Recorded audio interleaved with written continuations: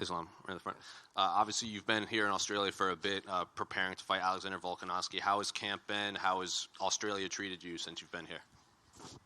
You know, when I came to Australia, I was so surprised how the people know MMA fighters, how the people know me.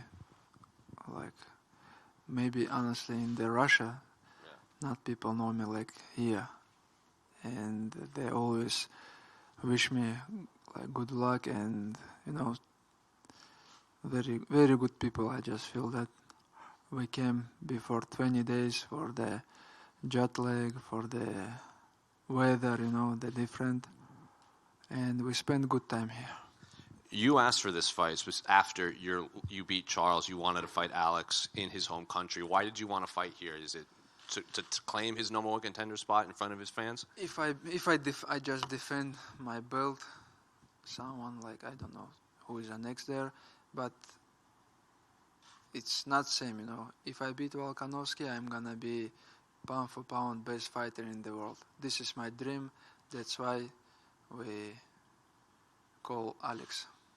Do you believe Alex Volkanovski is the number one fighter in the world, or is it just the ranking he has right now? No, I believe he is the best fighter in the world right now in the rankings, of course. But I know I'm the best fighter, best MMA fighter, because I have all skills. Striking, wrestling, grappling, I'm a best MMA fighter, I believe. He also was, when he weighed in, he wanted to fight you. As soon as you won, he wanted to fight you. Can you remember another fighter calling you out like that? Because usually you seem to be avoided. You know, the game is changed when I take the belt. Now the people, all fighters, know my name, you know. Before they try to avoid me. But for him, you know, it's good fight. What he gonna lose? Belt, nothing. He just come to the fight, make money, but after that fight he can step his division and be there like champion. He not losing much on this fight. There's been a lot of talk of the promotion of this fight online, whether there's not a lack of promotion or not enough promotion. Are you happy with how this fight has been promoted? You know, I say something in the media, this fight not promotion, but then send me message and show me all the rankings, all the, like, you know, all the stuff, how they promote, how they sell. Now I understand. Because I don't follow this game, how they promote, what they did, but they promote a lot. That's why we don't have tickets. And then I say, pay-per-view, it's high, you know, maybe like it's gonna be maybe number 2, 3. So what is your official prediction, if you have one, for Sunday? You know, every second I'm gonna try to finish him, but my goal, I want to knock him out.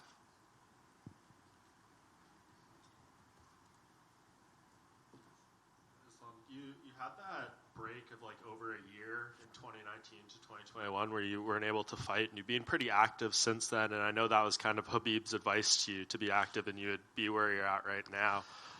Is this the schedule you want to continue to keep, to be fighting this consistently? You know, I'm not like regular fighters, like after fight I take 1 month, like next day after the fight we still training, we went to the gym every day.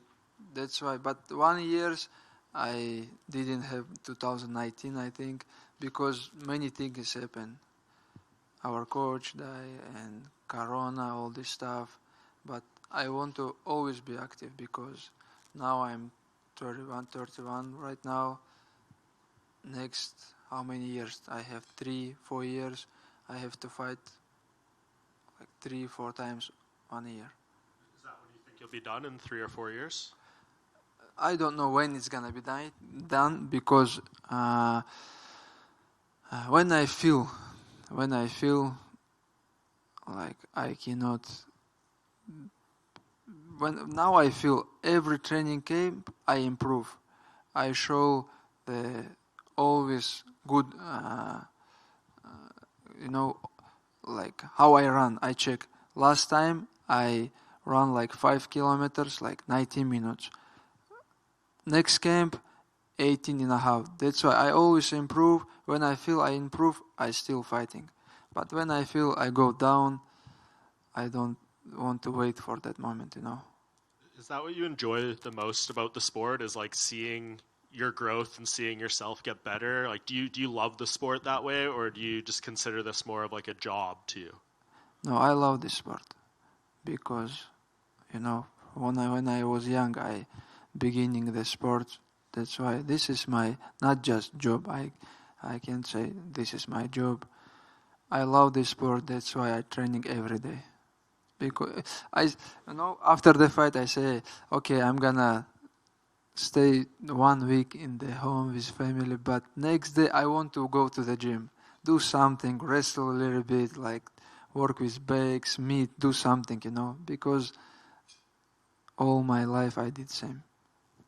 And you will take a little break coming up, right, with Ramadan and everything, and that'll be kind of some time for you to not be thinking about a fight. We're still training in Ramadan, not hard, of course, but we're still training, and I just gonna waiting for the call from UFC. I'm gonna be in good shape. Awesome. Thank you. Hey, Islam, over here. Just out of curiosity, we were speaking to Javier Mendez, your coach, and he was saying how, you're obviously looking after everyone very well on the team, and there's quite a big team. Apparently, is it true that you spent $1 million on your last training camp? And I'm curious how much you spent for this training camp. Now I have money, but we don't care how much we spend.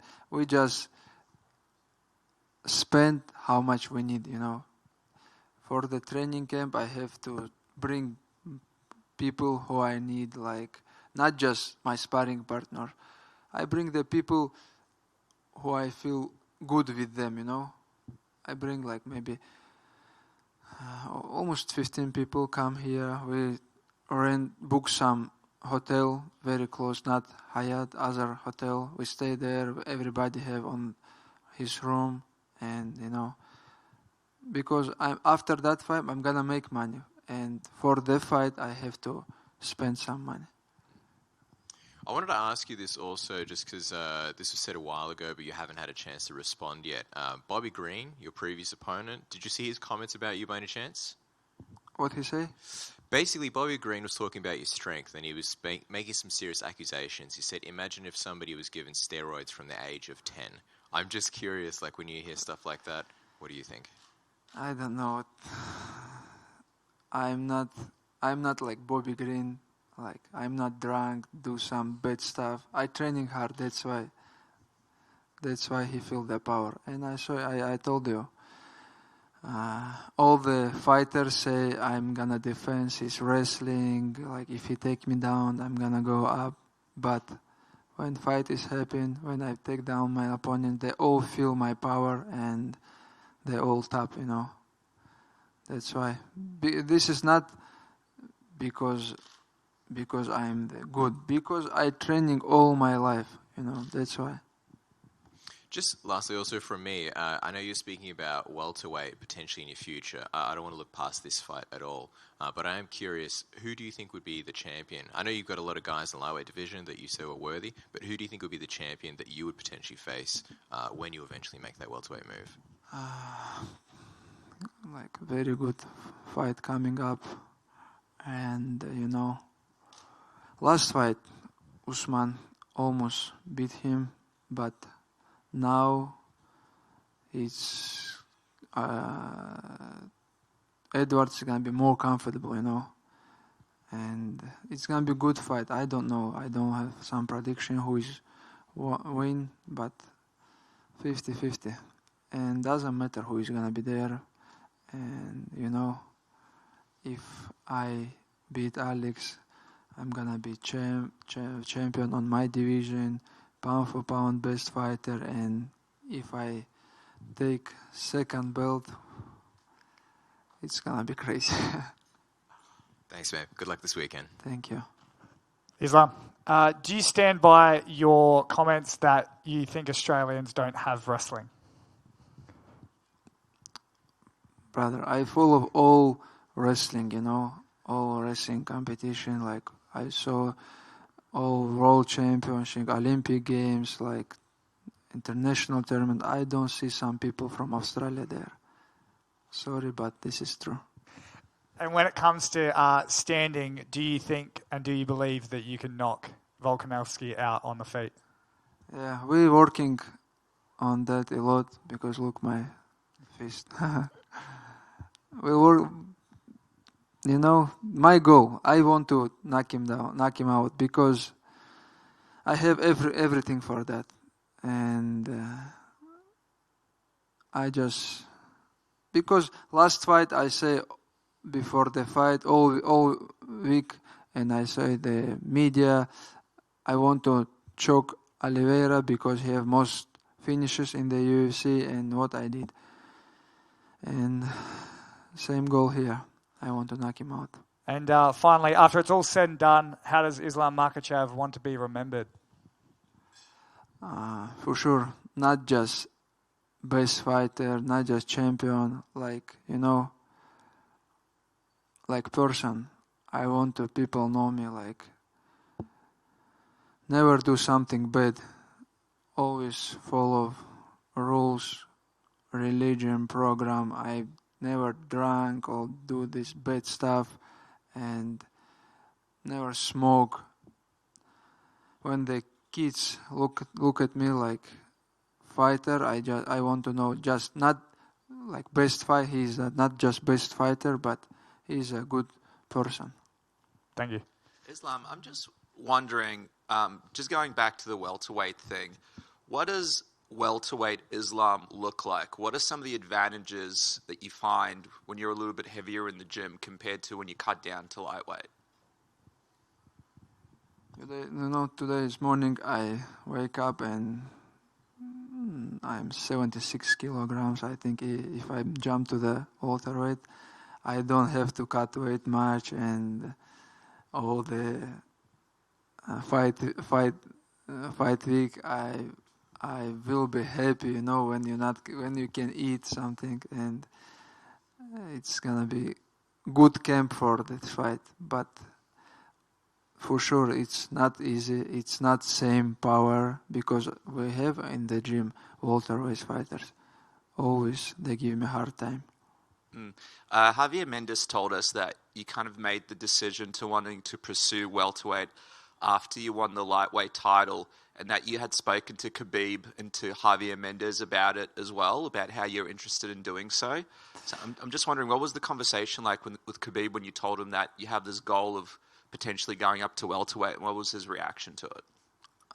With Khabib, we don't talk much about the change the division, but Javier won't. But we have to sit with Khabib and make some plan because we never look after fight. You know, now I have fight. He say focus on your fight. About the other division, we have to sit and talk and make the program. I think he's gonna give me good advice for sure. Thank you. Ислам, приветствую. Right. Вот ты говоришь, что в твоих боях, когда ты выходишь, соперники, чувствуя твою силу, удивляются тому, насколько там ты силен, и чувствуя это, начинают ломаться. А вот как ты думаешь, может ли тебя чем-то удивить Волконовский в плане там физической силы своей, то есть что его там тяжелее будет сломать ментально, физически и все такое? Знаешь, я уже настроился, что он будет физически крепкий, и я не хочу, чтобы в бою это было для меня сюрпризом. И мы из-за этого готовились, что он будет пытаться вставать, крутиться, там, не давать, двигаться много на ногах. Мы готовились ко всему. Ты в одном из интервью перед боем сказал, что если вдруг ты подерешься с Конором Макгрегором, то твоим фанатам это не очень понравится. А почему ты так считаешь? И не считаешь ли ты, что тебе действительно вот после боя с Волконовски ты там упрешься в какой-то медийный потолок, и какой-то такой бой, соперник тебе действительно нужен будет? Я не хочу говорить, что Макгрегор мне не нужен, но между мной и им на данный момент большая яма. Я не знаю. Люди хотят видеть настоящие бои, настоящих претендентов, кто заслужил, а не кто заслужил на деле, а не на словах, знаешь.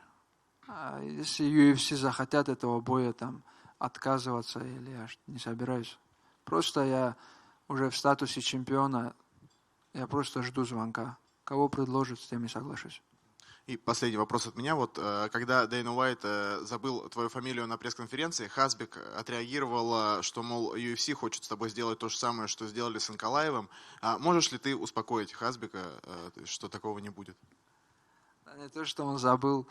У меня фамилия тоже нелегкая. И не то, что он DC, когда со мной, Корме, когда со мной разговаривает, он до сих пор мою фамилию не может нормально произнести. Перед интервью он там говорит, я правильно сказал, вот так же надо. Для них наши фамилии, буквы там Х, вот такие, чуть Ч, вот такие буквы для них тяжело. И из-за этого они делают ошибки, забывают. В этом нет ничего такого. Не случится, да? Ну, то есть не хочет UFC твоего там поражения, ты этого не чувствуешь? Как это почувствовать? Я не знаю, нет, конечно. Спасибо. Ислам, приветствую. Первый вопрос.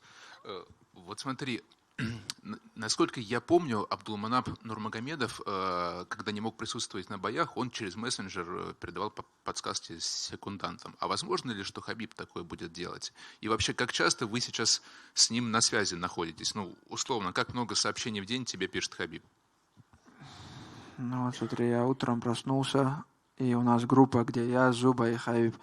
И Зуба пишет свой вес, и Хабиб ему отвечает. Сейчас я покажу.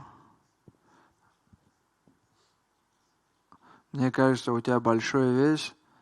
И он Зуба ему сразу отвечает, у меня с Исламом одинаковый вес. А Хабиб знает, что у Зубы, ну, хотя бы он перешел на другой вес, что у Зубы в конце бывает немного проблем. Он говорит, у тебя чуть большой вес, тебе надо там снизиться. Каждое утро мы встаем, и он вопрос тот же, какой вес, что сделали, как вчера потренировались, с кем спарринговался. Мы постоянно на связи. Сейчас многие качают, что он ушел с ММА там. Нет, он просто перестал летать, потому что вот сейчас он приехал бы сюда, это получается месяц, он не дома, без семьи. Он просто перестал летать, а он также в ММА, он также заботится о всей команде и переживает. А с секундантами будь на связи во время боя, как думаешь, или это нереально? Я думаю, вряд ли. Хотя может быть, но я думаю, это вряд ли. Вот смотри, мой коллега Никита Горшенин привел с десяток весомых аргументов, почему с чисто спортивной точки зрения ваш бой с Волкановски величайший в истории UFC. На твой взгляд, этот бой можно назвать величайшим в истории UFC с точки зрения спорта? С точки зрения спорта, с точки зрения бойцовских навыков, я думаю, да. Потому что никогда же не было, что первый номер pound for pound против второго номера дрался. Это же не просто там кто-то пришел слева и сделал этот список. Это люди смотрят, изучают, у кого какой уровень бойцовских, бойцовских качеств, бойцовских там, не только он там ударник или борец, они смотрят, все взвешивают, как у него все сопоставляется, там стойка, ударка, борьба, грэпплинг, и эти делают эти ранкинги. Ислам, у тебя, по-моему, про это почему-то никто никогда не спрашивал. Есть один скриншот с тобой, который стал, я бы сказал, мемоном. Это с боя между Ковингтоном и Масвидалем, и я думаю, ты понял, о чем речь. Что у тебя тогда вызвало такие эмоции, расскажи. Ничего, мы там пришли и сказали, что, мне-то уже сказали, что Хаиба будет там награждать, и мы на этом турнире уже где-то 7 часов мы сидели с первого боя и ждали, пока Хаиба наградят, и уже, не знаю, сидел просто там запаренный уже. Понятно. И последний вопрос от меня. Сейчас активно продвигается проект турнира по пощечинам Power Step. В России уже был подобный проект. А вот твое отношение к подобным турнирам, и тебе не кажется, что они еще более травмоопасны, и вообще вредны для здоровья, чем даже ММА? 100%, я думаю, это вредно, потому что ты стоишь, и тебе кто-то... не знаю, да, это вообще... Я хочу быть далек от этого. Это занижает мужские качества, я считаю. Когда кто-то тебя бьет по лицу, пощечину еще. Спасибо. Islam. Hi, firstly, how are you? Good, feel good. You touched on when you came to Australia that you're not used to people coming up and recognizing you. So now that you're champion and you're potentially going to have to travel a lot more for fights, do you think that's something you're going to be able to get used to, not kind of being able to go around and do what you want without being recognized? Because of people know me. Yeah. Yeah, it's so hard when I become champion. Now it's, walk to the street.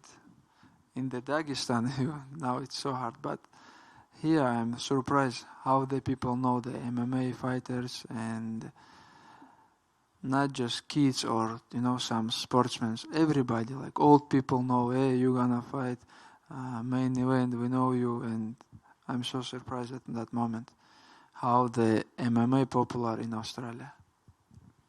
And the more success you have, the more you said you love the fighting, but the press side and the promotion becomes more of a job as well. So how do you kind of find that the more success you have?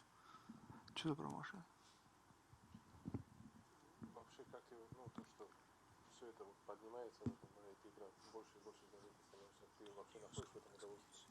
Что становится? Sorry.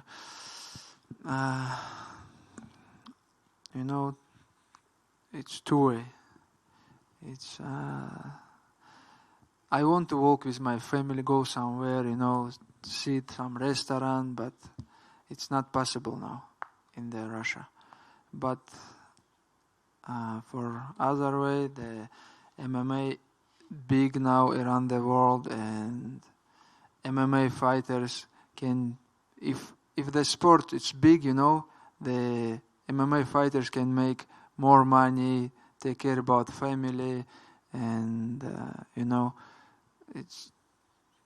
I just happy because the people love this sport, because this is real sport for the real men. Thank you. Слава, не мог бы рассказать, что за история с этими кенгуру? Потому что со вчерашнего дня какая-то неразбериха в социальных сетях, непонятно, что там произошло. Не кенгуру, это как маленький кока, что ли, они называли. Квоки. Да. Мы поехали на остров здесь, я забыл название острова, и там вообще много их. И они кушают то, что там на полу лежит, траву, листья. То, что я на видео покормил, я листочек от дерева поднял и дал ему. Мне никто не сказал, что их кормить тоже нельзя. Оказывается, нельзя было их кормить. И потом с команды тоже кто-то орешки, что ли, что-то им дал такое. Не знаю, сейчас вышло, что их нельзя кормить, но мы не знали, нас никто не предупреждал тоже. Никаких санкций со стороны полиции не было? Это мы только утром проснулись и это прочитали, пока никто не звонил. Спасибо. I know, Habib is your friend, your brother, and I'm sure you would rather have him here than not. But for so long, everyone connects you two together. Can you see the positive in him, not being as close to you during fight weeks now, that you can kind of stand on your own and people will look at you just as Islam and not as Islam and Habib?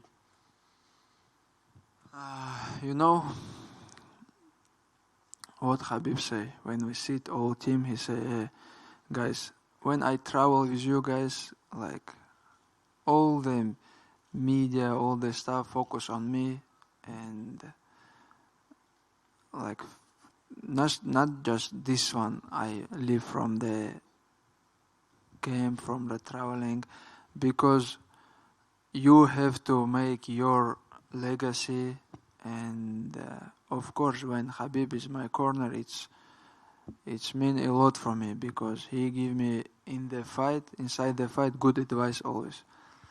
But I understand his decision, because when I retired, I want to stay with family, with my kids, mother, father. I want to give them some time. But how many months he travel 2022? We sit and think, he say, I traveled 10 months. And this year I traveled 10 months. But I told my mother when I retired, I gonna stay home with you, with kids, with family, but he's still traveling. That's why I just say thank you, because you helped me all my professional career, and now he still help me. He just stopped his traveling, and that's it. But every morning he send me a message, check my weight, ask me how I training, what I did. We always on phone. Yeah. Well, you deserve your own attention, so I appreciate that. Thank you. Thank you. Yeah. Just wanted to get a prediction for Conor McGregor and Michael Chandler fight that's coming up later on. Conor McGregor and Chandler. It's good fight for the MMA fans, but if Chandler win, he's gonna retire it for sure. Make some good money and that's it. But Chandler, so smart guy, because I saw his last couple fights. He fight like crazy, like he come from the street. But now I understand why he did this. Because if he beat Poirier and Gaethje, it's fight never happen, But last 4 fights they have same streak. They lose 3 times. That's why it's happen, And for the Conor, he choose good way too. He choose like small guy, 170, and finally someone is gonna win. I happy. You think Conor will retire if he loses? Conor every day retired and every day come back to the Twitter. I don't know.